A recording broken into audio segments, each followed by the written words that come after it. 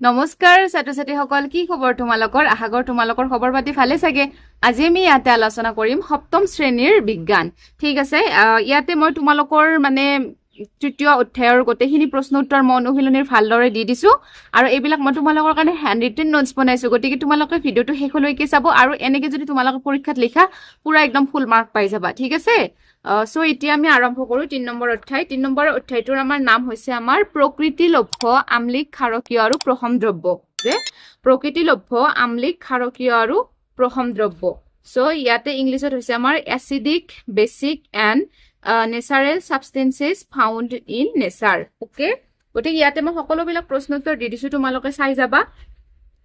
ইয়াতে আছে যে শুদ্ধ উত্তৰৰ গলটো সম্পূৰ্ণকৈ পূৰ কৰা। তুমি এখন ৰঙা লিটমাছ কাগজ এবিধ দ্ৰৱত ডুবাই দিলা আৰু ই নীলা হৈ গল। তলৰ কোনটো দ্ৰৱই ইয়াক আকৌ ৰঙা ৰঙলৈ পৰিৱৰ্তন কৰিব? সো ইয়াতে অপশন দিয়া আছে আমাক বেকিং সোডা, ভিনেগাৰ, চূণপানী, চাবোন। শুদ্ধ উত্তৰ হ'ব আমাৰ বি। কোনটো হ'ব আমাৰ ভিনেগাৰ। এবাৰ 2 নম্বৰত দিছে আমাক বিভিন্ন ধৰণৰ সূচকৰ সহায়ত তিনিবিধ দ্ৰৱৰ পৰীক্ষা কৰা হল। এ ৰঙা লিটমাছক নীলা ৰঙলৈ পৰিৱৰ্তন কৰিলে, বিয়ে হালধিৰ দ্ৰৱক ৰঙা ৰঙলৈ পৰিৱৰ্তন কৰে আৰু চিয়ে ৰঙা গোলাপৰ আকাৰক সেউজীয়া ৰঙলৈ পৰিৱৰ্তন কৰে। তলৰ কোনটো শুকৈ মিলোৱা আছে? গতিকে কোনটো হ'ব আমাৰ? এনেকে option A B C D টো দি থৈ দিছে ন, 4টা দি থৈ দিছে। তাৰ ভিতৰত আমাৰ শুদ্ধ উত্তৰ হ'ব আমাৰ অপশন চি। এ ক্ষাৰকীয় হ'ব, বি টো ক্ষাৰকীয় হ'ব, আমাৰ চি টো ক্ষাৰকীয় হ'ব। এবাৰ আহিছো আমি 3 নম্বৰলে। 3 নম্বৰত কৈছে যে তলৰ কোনটো প্ৰাকৃতিক সূচক ক্ষাৰকীয় দ্ৰৱত সেউজীয়া হ'ব? সো ইয়াৰে আমাৰ অপশন আমাক দি থৈ দিছে এ বি চি ডি 4টা দি থৈ দিছে। তাৰে আমাৰ শুদ্ধ উত্তৰ হ'ব এইটো ৰঙা গোলাপৰ আকাৰ। 4 নম্বৰটো দিছে এজন খেতিয়কে দেখা পালে যে খেতিৰ মাটিখিনি অধিক আম্লিক হোৱাৰ বাবে শস্যৰ বৃদ্ধি ভাল হোৱা নাই। মাটিখিনি প্ৰশমিত কৰাৰ বাবে তলৰ কোনবিধ পদাৰ্থ মাটিৰ লগত মিহলাব লাগিব? আমাৰ অপশন 4টা দিয়া আছে। সো ইয়াৰ শুদ্ধ উত্তৰ হ'ব আমাৰ অপশন বি, চূণ হ'ব। গতিকে তোমালোকে কি কৰিবা, এইবিলাক পৰীক্ষাত আহিব, একদম ভেৰি ভেৰি ইম্পৰ্টেণ্ট। গতিকে এনেকুৱা এমচিকিউ বিলাক তোমালোকে মিছ নকৰিবা। এইকেইটা আৰু কিয় কাটা খেদা, গম পাইছা? গতিকে এইবিলাক প্ৰশ্ন একদমেই মিছ নকৰিবা। এতিয়া আমি আহিছো 2 নম্বৰটো। 2 নম্বৰটোত কৈছে যে ৰিয়াক এটা ৰঙা পৰুৱাই কামুৰিলে আৰু তাইৰ ককাকে পানী মিহলোৱা বেকিং সোডা লগাই দিলে, ইয়াৰ কাৰণ ব্যাখ্যা কৰা। এতিয়া চোৱা, এতিয়া তোমালোকৰ মই এইবিলাকৰ প্ৰশ্ন উত্তৰ মই বহীত নোটছ কৰি লিখি লৈছো। সো ইয়াৰ পৰা তোমালোকে লিখিবা।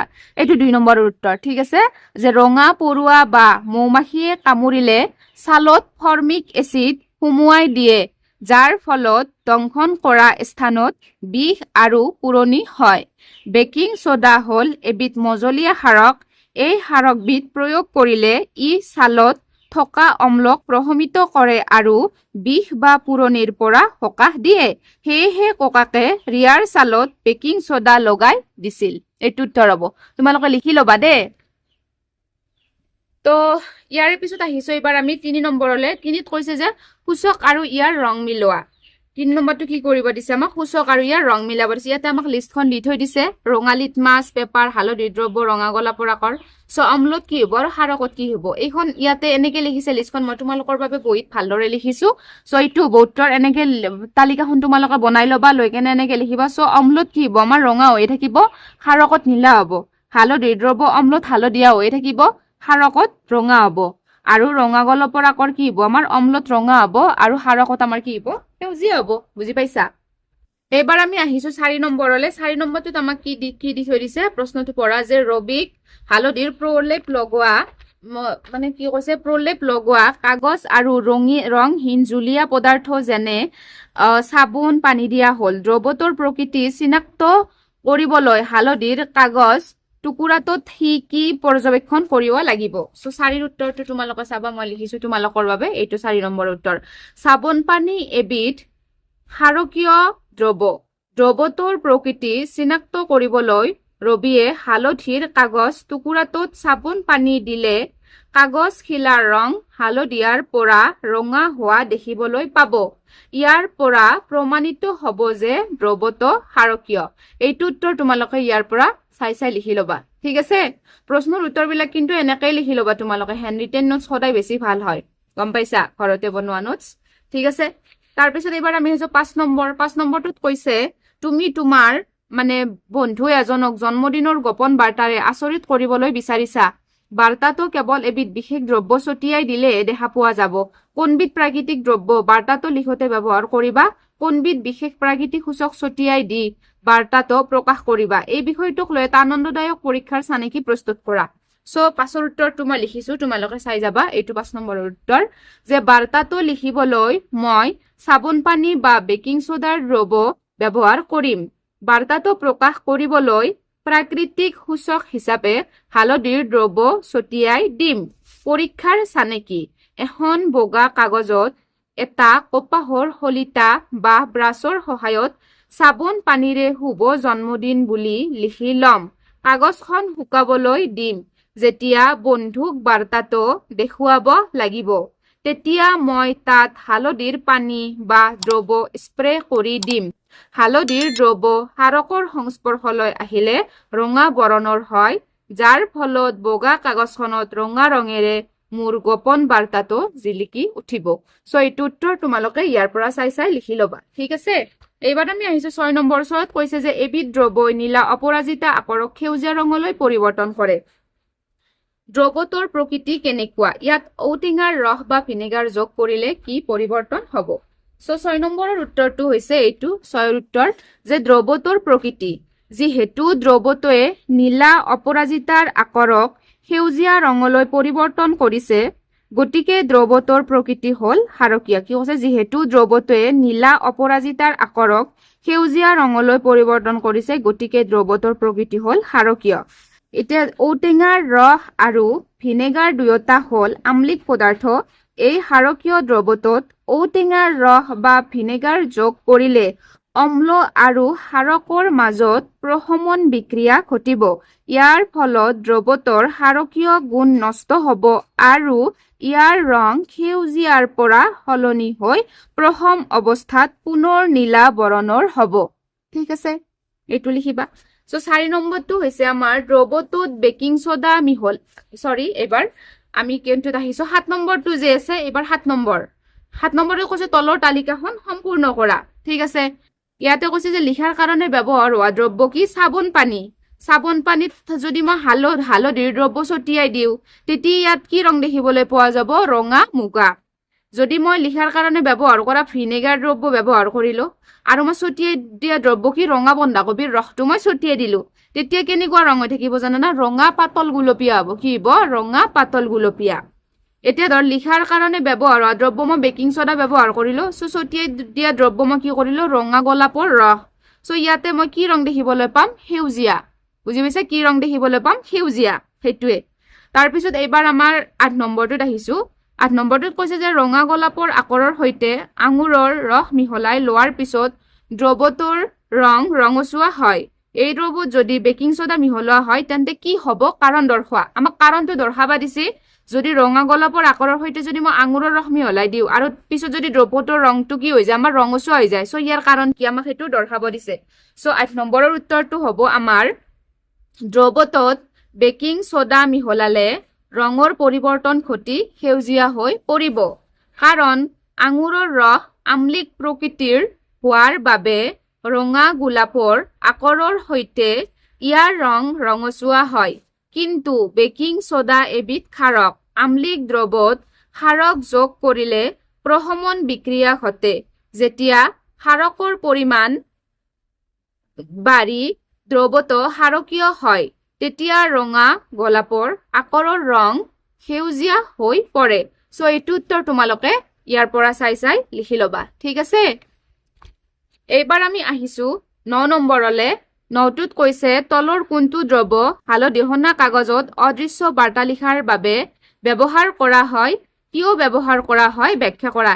ইয়াতে আমাক অপচন দিয়া আছে নেমু টেঙাৰ ৰস, চাবোন পানী, গাখীৰ আৰু ভিনেগাৰ।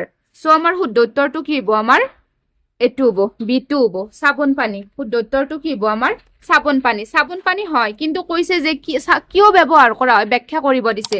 সো এইটো আমি 9ৰ উত্তৰ লিখিছো যে উত্তৰটো হ'ব আমাৰ চাবোন পানী। সো ব্যাখ্যা মানে কিয় ব্যৱহাৰ কৰা হয় সেইটো কাৰণ লিখিব দিছে যে হালধি হ'ল এবিধ প্ৰাকৃতিক সূচক, যিয়ে ক্ষাৰকীয় পদাৰ্থৰ সংস্পৰ্শলৈ আহিলে হালধীয়াৰ পৰা ৰঙা ৰঙলৈ পৰিৱৰ্তন হয়। চাবোন পানী এবিধ ক্ষাৰক সেয়েহে চাবোন পানীৰে হালধিহনা কাগজত লিখিলে সেই ঠাইখিনি ৰঙা হৈ পৰে আৰু বাৰ্তাটো পঢ়িব পৰা যায় ঠিক আছে এবাৰ আমি আহিছো 10 নম্বৰলৈ 10ত কৈছে তোমাৰ হাতত হালধিহনা কাগজ আৰু তিনিবিধ দ্ৰব্য আছে কোনকেইটা দ্ৰব্যই ৰঙৰ কোনো ধৰণৰ পৰিৱৰ্তন নেদেখুৱায় তোমাৰ উত্তৰৰ সপক্ষে যুক্তি দিয়া ইয়াতে অপচন তিনিটা দিয়া আছে এ চেনিৰ পানী বি নেমু টেঙাৰ ৰস আৰু সি টো দিয়া আছে আমাক বেকিং সোডা সো ইয়াৰ শুদ্ধ উত্তৰ আমাৰ কোনটো হ'ব জানানে এ টো হ'ব চেনিৰ পানীৰ ৰস আৰু বি টো হ'ব নেমু টেঙাৰ ৰস চেনিৰ পানীৰ ৰস আৰু নেমু টেঙাৰ ৰস কিন্তু যুক্তি দিব দিছে সো যুক্তিটো এটোৱে হ'ব যে চেনিৰ পানী প্ৰহম পদাৰ্থ আৰু নেমু টেঙাৰ ৰস আম্লিক পদাৰ্থ হালধিয়ে কেৱল ক্ষাৰকীয় পদাৰ্থৰ লগতে বিক্ৰিয়া কৰি ৰঙা ৰং দিয়ে আম্লিক আৰু প্ৰহম দ্ৰৱত ইয়াৰ ৰঙৰ কোনো পৰিৱৰ্তন নহয়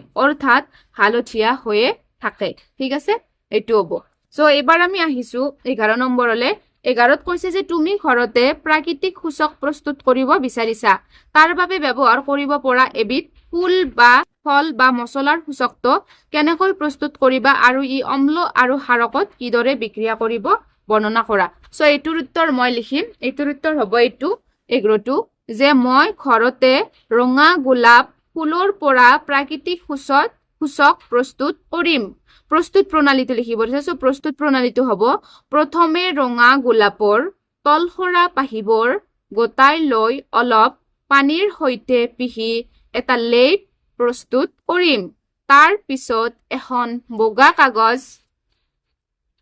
কাগজ বা ফিল্টাৰ পেপাৰত এই লেইখিনিৰ এটা প্ৰলেপ লগাই শুকুৱাবলৈ দিম শুকুৱাৰ পাছত কাগজখন সৰু সৰু টুকুৰা কৰি কাটি ললে ৰঙা গোলাপ কাগজৰ সূচক পটি প্ৰস্তুত হ'ব অম্ল আৰু ক্ষাৰকৰ সৈতে বিক্ৰিয়া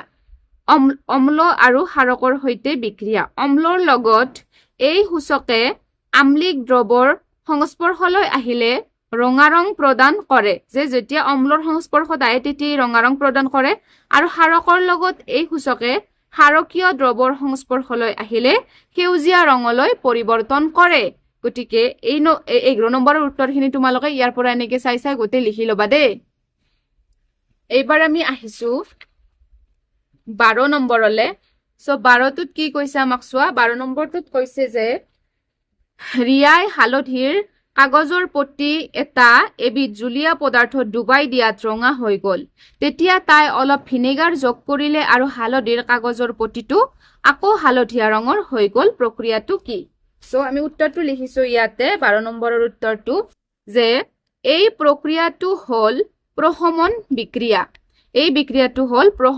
বিক্ৰিয়া প্ৰথমে জুলীয়া পদাৰ্থটো ক্ষাৰকীয় আছিল বাবে হালধিৰ কাগজখিলা ৰঙা হৈছিল পিছত তাত ভিনেগাৰ যোগ কৰাৰ ফলত অম্লই ক্ষাৰকৰ গুণটো প্ৰশমিত কৰিলে আৰু দ্ৰৱটো পুনৰ আম্লিক বা প্ৰশম অৱস্থালৈ ঘূৰি আহিল ইয়াৰ বাবে হালধি কাগজখিলাৰ ৰং আকৌ হালধীয়া হৈ পৰিল সো এইটোৰ 12 নম্বৰ উত্তৰ তোমালোকে ইয়াৰ পৰা চাই লিখি ল'বা ঠিক আছে এইবাৰ আমি আহিছো 13 নম্বৰত 13ত কৈছে তলত দিয়া পৰিস্থিতিবোৰ পৰ্যবেক্ষণ কৰা আৰু খালি ঠাই পূৰ কৰা ৰাহুলে মেলাত গৈ মছলাযুক্ত খাদ্য খাইছিল আৰু পিছত পেটৰ বিষ অস্বস্তিত ভুগিছিল এইটোত কৈছে যে তেওঁৰ আমাৰ খালি ঠাইকেইটা পূৰ কৰিব দিছে ন তেওঁৰ পেটত অত্যাধিক কি উৎপন্ন হৈছিল সো মই খালি ঠাইৰ উত্তৰ গোটেইকেইটা মই এইখিনিতো প্ৰশ্নখিনিতো কিতাপৰ পৰা তোমালোকে পঢ়িবই পাৰিবা হয় না বা লিখি ল'ব পাৰিবা এটা কথাটো হ'ল কি A B C D E F ৰ উত্তৰ কোনকেইটা হ'ব মই সেইটা পঢ়ি লিখি গৈছো তোমালোকে চাই যাবা এই উত্তৰটো হ'ব আমাৰ কি অম্ল বিৰ উত্তৰটো হ'ব আমাৰ এচিডিটি বা বদহজম সিৰ উত্তৰটো হ'ব আমাৰ মিল্ক অফ মেগনেছিয়াম ডিৰ উত্তৰটো হ'ব আমাৰ ক্ষাৰক ইৰ উত্তৰটো হ'ব আমাৰ প্ৰশমন বিক্ৰিয়া আৰু এফৰ উত্তৰটো হ'ব আমাৰ লৱণ আৰু পানী ঠিক আছে সো এইকেইটা উত্তৰ তোমালোকে খালি ঠাইত চাই বহাই ল'বা এবাৰ আহিছো আমি কৈছে প্ৰাকৃতিক অম্ল ক্ষাৰকৰ সূচকবোৰ বাছি উলিয়াই নাম লিখে ইয়াতে আমাক প্ৰাকৃতিক যিবিলাক অম্ল ক্ষাৰক সেইকেইটা সূচকবোৰ উলিয়াই নাম লিখিব দিছে ইয়াতে আছে আমাৰ জামু চাগেটো তাৰপিছত ৰঙা বন্ধাকবি সেউজীয়া বন্ধাকবি ফুলকবি আৰু এইটো আমাক ৰঙা আলু দিয়া আছে সো ইয়াৰে পৰা আমাক অম্ল ক্ষাৰকৰ সূচকবোৰ বাছি উলিয়াই নাম লিখিব দিছে সেইকেইটা এটা হ'ব আমাৰ জামুটো হ'ব ৰঙা বন্ধাকবি আৰু বেঙুনীয়া মিঠা আলু এইকেইটা হ'ব গম পাইছানে এটা হ'ব আমাৰ সূচক চ' এইটো চেপ্টাৰৰ উত্তৰ মানে এইখিনিয়ে আছিল গোটেইখিনি মই তোমালোকক ভালদৰে দি দিলো ঠিক আছে গতিকে তোমালোকে ভালদৰে ইয়াৰ পৰা নোটছ কৰি ল'বা মুখস্থ কৰিবা গতিকে ভিডিঅ'টো আজিলৈকে ইমানখিনি আছিল লগ পাম আমি নেক্সট ভিডিঅ'ত নেক্সট অধ্যায়ৰ সৈতে আজিলৈকে আহিছো আৰু মানে এটা মোষ্ট ৰিকুৱেষ্ট তোমালোকক যদি মোৰ চেনেলত নতুনকৈ আহিছা তেনেহ'লে প্লিজ মোৰ চেনেলটো ছাবস্ক্ৰাইব কৰি ল'ব আৰু ভিডিঅ'বোৰ লাইক কৰিব কমেণ্ট কৰিব কাৰণ ভিডিঅ'বোৰ তোমালোকৰ কাৰণে অতি কষ্টৰে বনোৱা হয় তো আজিলৈকে আহিছো ধন্যবাদ